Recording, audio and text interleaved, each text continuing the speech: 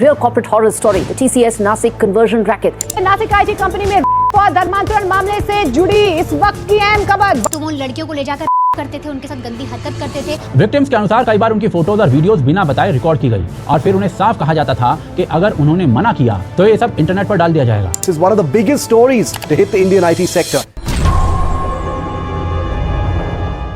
TCS Nashik में जो हुआ वो हिंदूज के मुंह पे एक बहुत बड़ा तमाचा है। कुछ लोग मुझे हेट करेंगे ये बोलने पर ये बहुत बड़ा सच है। अगर हम इतने ही टॉलरेंट हैं, इतने ही इग्नोरेंट हैं, तो शायद हम यही डिजर्व करते हैं। 8 विमेन, 9 डिफरेंट एफआईआर्स और 4 साल। इतना सब हुआ तब जाके ये केस ओपन हुआ। आपको पता है पीयू रिसर्च सेंटर ने एक बहुत बड़ी सर्वे की है 30,000 इंडियंस के साथ, जिसमें पता चला है कि हिंदूज अपनी रिलीजियस आइडेंटिटी के बारे में डिस्कस करने से कतराते हैं और अपने बच्चों को हिंदू धर्म एक्टिवली सिखाने के बजाय सब भगवान एक हैं ऐसा लेसन देते हैं। स्वामी विवेकानंद ने 1893 में कहा था कि हिंदुइज्म ने कभी किसी पर फोर्स नहीं किया, कभी इन्वेजन नहीं किया, कभी किसी को कन्वर्ट नहीं किया। ये डेफिनेटली उस टाइम के लिए एक अचीवमेंट था, लेकिन आज के कॉन्टेक्स्ट ये एक वल्नरेबिलिटी और वीकनेस का साइन बन गया in the eyes of some religions. एक मल्टीनेशनल कंपनी और इंडिया की बिगेस्ट आईटी कंपनी में ओपनली रिलीजियस कन्वर्जेंस चल रहे हैं और उनको सपोर्ट करने के लिए एचआर में भी लोग हैं। क्या प्लानिंग है? एक्चुअली गलती उन लड़कियों की नहीं है जिन्होंने उन सारी चीजों को 4 साल तक झेला। एक्चुअली हमारी सोसाइटी ने ही ऐसी चीजों के लिए हमेशा से आंख बंद करके रखी है in the name of communal harmony.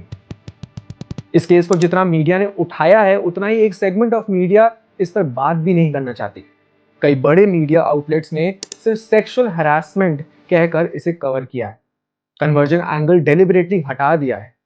खुद सोचिए आप क्यों? क्योंकि अगर कन्वर्जन एंगल आएगा तो कम्युनल वर्ड आएगा, और कम्युनल एक ऐसा वर्ड है जिससे सिर्फ एक ही धर्म के लोग डरते हैं और वो है हिंदूज।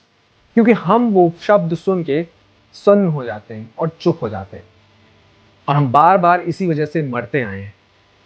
जब भी कोई ऐसी बात उठाता है कि उन्हें कन्वर्ट करने की कोशिश की जा रही है या हिंदू धर्म को नीचा दिखाया जा रहा है, तो एक लाइन रेडी हो जाती है हम हिंदूज में, भाई नफरत मत फैलाओ, सब धर्म एक है, पॉलिटिक्स मत लाओ हमारे बीच में। और हम चुप हो जाते हैं, और इसी चुप्पी का फायदा उठाया गया 4 साल तक एक ऑफिस में 22-23 साल की लड़कियों के साथ एक ऑर्गेनाइज्ड गैंग में। तो आज मैं सीधा आपसे पूछता हूँ, हम जाग क्यों नहीं रहे? और इससे पहले कि हम इस पूरे केस को एक अलग एंगल से समझें, चैनल को सब्सक्राइब कर लो। तो जस्ट फॉर रेफरेंस मैं बता दूं कि नासिक के टीसीएस में एक्चुअली हुआ क्या था। 25 मार्च 2026 एक 23 साल की लड़की देवलाली कैंप पुलिस स्टेशन पहुंची। उसने बताया कि उसके साथ उसके ऑफिस के एक सीनियर ने दानिश शेख, जो 2022 से उनके साथ रिलेशनशिप में थे, शादी का झूठा वादा किया और फिर कन्वर्ट होने के लिए प्रेशराइज किया। ये पहली एफआईआर थी। उसके बाद दूसरी, फिर तीसरी, और एक के बाद एक करके टोटल 9 एफआईआर दर्ज हुई मुंबई नाका पुलिस स्टेशन में। एक नहीं बल्कि 6 सीनियर्स इन्वॉल्व थे। दानिश शेख, तौसिफ अतर, रजा मेमम, शाहरुख कुरैशी, शफी शेख, आसिफ, ये सब टीसीएस बीपीओ नासिक में सीनियर लीडर्स थे, पोजीशंस पे थे। और इनके साथ एक और नाम था, निदा खान, 26 साल की, जो एलिजिडली पूरे नेटवर्क की मास्टरमाइंड थी और जो अभी भी एब्सकॉन्डिंग है। टीसीएस ने इन्हें सस्पेंड कर दिया है। महाराष्ट्र गवर्नमेंट ने एसआईटी बनाई है और निदा खान ने मुंबई से एंटिसिपेटरी बेल के लिए कोर्ट में एप्लीकेशन दी है, ये कहते हुए कि वो प्रेग्नेंट है। अब ये सब सिर्फ एक हरासमेंट का केस लग रहा होगा, है ना? लेकिन एफआईआर्स के अंदर की डिटेल्स आपको शॉक कर देगी। विक्टिम ने बताया कि नमाज पढ़ने के लिए प्रेशराइज किया गया, सैलरी हाइक के लिए बीफ खिलाने की बात करी गई, शिवलिंग के बारे में ऑब्सीन रिमार्क्स किए गए, श्री कृष्णा को विमेनाइजर बोला गया, द्रौपदी के कैरेक्टर पर अटैक किया गया। एक मेल विक्टिम ने एफआईआर में लिखा कि जब वो रुद्राक्ष माला पहनता था ऑफिस में, तो दानिश और तौसिफ उसे कहते थे कि कोई भगवान नहीं है, सिर्फ अल्लाह है। शिव तांडव एक झूठ है। ये एफआईआर के स्टेटमेंट्स हैं। जब ऑफिस के अंदर कंप्लेंट्स की गई तो उस पर भी कोई एक्शन नहीं हुआ बाय एचआर, अपेरेंटली वो भी मिले हुए थे। फिर किसी ने पुलिस को टिप दी और अंडरकवर एजेंट्स की तरह कुछ फीमेल ऑफिसर्स को वहां हाउसकीपिंग स्टाफ्स की जॉब पे भेजा गया और उन्होंने ये ऑपरेशन के तार खोले। अगर वो एक टिप नहीं होती तो ये आज भी चल रहा होता। और ये सब जो हुआ ना, ये कोई अचानक नहीं हुआ, 4 साल लगे।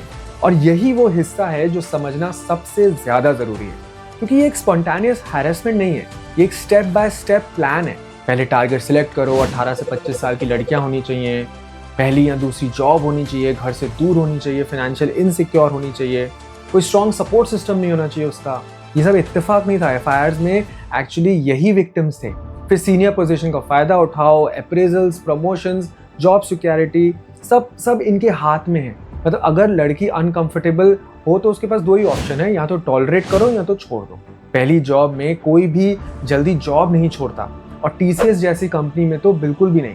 फिर फ्रेंडशिप बनाओ, नॉर्मल बात करो, कंसर्न दिखाओ, ऐसे ही इमोशनल डिपेंडेंसी शुरू हो जाती है।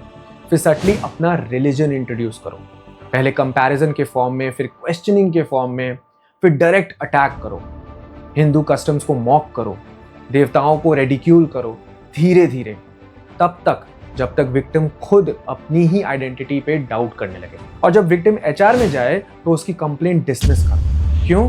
क्योंकि एचआर भी लूप में है शायद। 4 साल ऑर्गेनाइज्ड और प्लान, और बिल्कुल किसी को भी पता नहीं चला। अगर आपको ये लग रहा है कि एक सिर्फ वन ऑफ केसेस हैं, तो ऐसा बिल्कुल भी नहीं है। ऐसे ऑर्गेनाइज कन्वर्जन्स और भी हैं। 2022 में दिल्ली में मोहम्मद उमर गौतम और मुफ्ती काजी जहांगीर आलम काजमी को एटीएस ने अरेस्ट किया मास कन्वर्जन रैकेट के केस में। इस्लामिक दवा सेंटर इंडिया नाम की ऑर्गेनाइजेशन के थ्रू ये काम होता था। कुछ विक्टिम्स के तो पाकिस्तान कनेक्शंस भी जांच में निकले। 2024-25 में यूपी में चंगूर बाबा केस आया। एक ऑर्गेनाइज नेटवर्क था जिसमें मुस्लिम्स मेन को स्पेसिफिकली हायर किया जाता था हिंदू विमेन को लव जिहाद के थ्रू फंसाने के लिए। विक्टिम्स को ब्लैकमेल किया जाता था। एक हिंदू आदमी ज्योतिर्गमय राय ने बताया कि उनकी बेटियों को कन्वर्ट करने के लिए फोर्स किया गया, नहीं तो उनको मार देंगे। 2024 में राजस्थान के भरतपुर में 28 लोगों को एक ही घर से पकड़ा गया, जहां क्रिश्चियन मिशनरीज के कन्वर्जन इवेंट चल रहा था। वहां आने का 500 रुपये मिल रहा था और 10,000 रुपया पर मंथ कन्वर्ट होने के लिए। रिपोर्ट्स के मुताबिक उस एरिया के हजारों हिंदूज ऑलरेडी कन्वर्ट हो चुके हैं। अब तुम बताओ, क्या तुमने कभी सुना है कि किसी हिंदू ने एक ऑर्गेनाइज्ड गैंग बनाई हो जो मुस्लिम या क्रिश्चियन कलीग्स को ऑफिस में सिस्टमैटिकली ट्रैप कर रहे हैं, उनके धर्म का मजाक उड़ा रहे हैं और उन्हें कन्वर्ट करने की कोशिश कर रहे हैं? क्या तुमने कभी भी ऐसा कोई केस सुना है? जब हमने कभी ऐसा कोई केस सुना ही नहीं है, तो हम क्यों इन सब चीज़ों को एक्सेप्ट करते हैं? ये सोचने की बात है, और सोचना भी चाहिए क्योंकि ये ज़रूरी है। हिंदुइज्म में एक खूबसूरत चीज़ है, वसुदैव कुटुंबकम। पूरी दुनिया मेरा परिवार है। हम दूसरों के धर्म की रिस्पेक्ट करते हैं, लेकिन इस क्वालिटी का एक डार्क साइड भी है जिसको हम कभी भी डिस्कस नहीं करते। हम अपनी खुद की आइडेंटिटी के बारे में बहुत पैसिव हो गए हैं। एक मुस्लिम को अगर कोई उसकी आइडेंटिटी को चैलेंज करे तो वो इमीडिएटली अवेयर हो जाता है, उसकी कम्युनिटी उसके साथ खड़ी हो जाती है। एक क्रिश्चियन के साथ कुछ बुरा होता है तो चर्च, मिशनरीज, इंटरनेशनल ऑर्गेनाइजेशंस तक मोबिलाइज हो जाते हैं। और एक हिंदू के साथ जब कुछ होता है तो हम खुद ही बोल देते हैं कि ये तो पॉलिटिकल एजेंडा होगा, सब धर्म एक है। इन चीज़ों में मत पड़ो। टीसीएस नासिक में उन लड़कियों ने एचआर में कंप्लेंट की, डिसमिस हो गई। उनके पास कोई और सपोर्ट सिस्टम नहीं था, कोई हिंदू कम्युनिटी सपोर्ट नहीं था, कोई अवेयरनेस नहीं थी कि किसके पास जाएं, और 4 साल तक वो अकेले झेलती रही। अपने बच्चों को हिंदू धर्म के बारे में ना सिखाना एक बहुत बड़ी गलती हो सकती है। हम धीरे धीरे टॉलरेंट होने के साथ साथ साइलेंट भी हो गए हैं, और इन दोनों में बहुत फर्क है। Tolerance is strength but silence is a weakness. तो क्या करना चाहिए? नफरत करने की जरूरत नहीं है। किसी भी कम्युनिटी के आम लोगों से नफरत करने से कुछ नहीं मिलने वाला, इट इज नॉट हेल्पफुल। लेकिन अपनी आंखें खोलो और जागो। अपने घर में अपने बच्चों को सिखाओ कि उनका धर्म क्या कहता है। सिर्फ रिचुअल्स नहीं, उनको एक्चुअली उसकी अहमियत बताओ। जब कोई हमारे भगवान पे कुछ भी ओछी टिप्पणी करे तो उसका जवाब सिखाओ।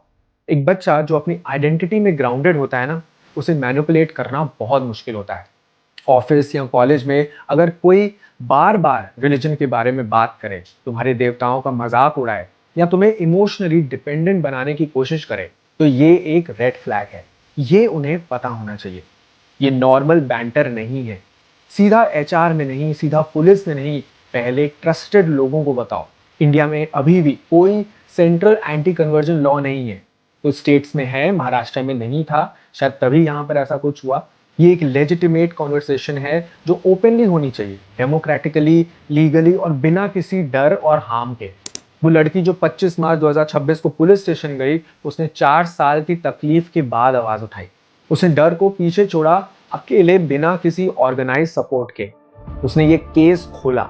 हम एक वीक में सब कुछ भूल जाएंगे, अगले कंट्रोवर्सी तक, और फिर बोलेंगे कि यार ये कब से हो रहा है, हमें तो पता ही नहीं था।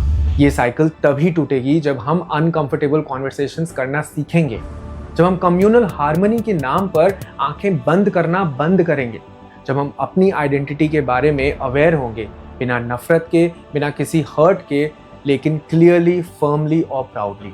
हिंदुइज्म 800 साल की इन्वेजन्स के बाद भी जिंदा है, 200 साल के कॉलोनियल रूल के बाद भी जिंदा है, क्योंकि तब लोग थे जिनकी आंखें खुली थी, जो बोल रहे थे, जो रेजिस्ट कर रहे थे। वो लोग आज कहाँ हैं? Let us beat them. Jai Hind. This was all from my side. Thank you and have a great day.